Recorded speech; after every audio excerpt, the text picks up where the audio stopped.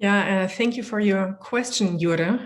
Indeed, it's true currently and in the longer future until the pandemic is fully under control, museums have suffered, and I think they will suffer from a largely decreased amount of visitors.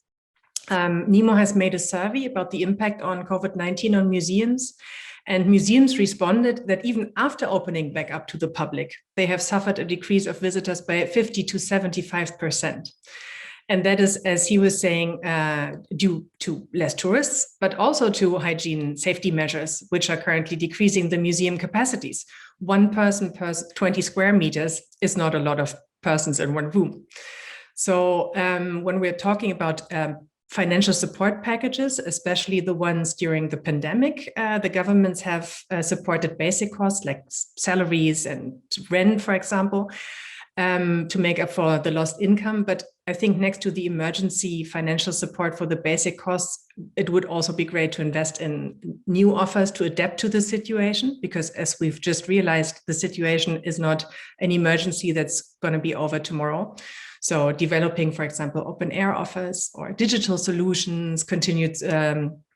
We also argue for a continued support for museums, because this is a longer term crisis adaptation. And maybe in that context, the discussion about new metrics of success that are not merely reflected through visitor numbers is a conversation that a lot of museums have started already, because it's clear that so-called blockbuster exhibitions, the exhibitions where 1 million visitors come, can't be the objective for any museum activity at the moment. So it's really the local community that museums are putting their focus on at the moment.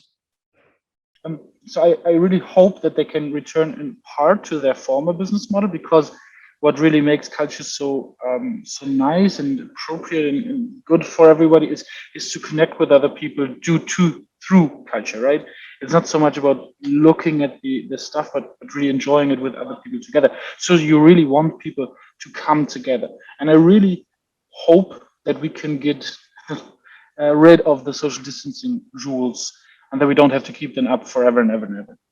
That being said, I also think that the business model of just having cultural events that are conform with everybody, and they're just mega events and where everybody has to come, I think they're not what we also want in the future, because then we would go so mainstream that there's nothing really interesting happening anymore, and nothing confrontative or explicit or like something new. And so I hope that we will do both, basically come back to the old normal where you can go to a venue and enjoy it in person without social distancing, but at the same time ensure that there is support for the niche and for the smaller venues and everything, that they can survive even if they don't have so many viewers and so many visitors, etc.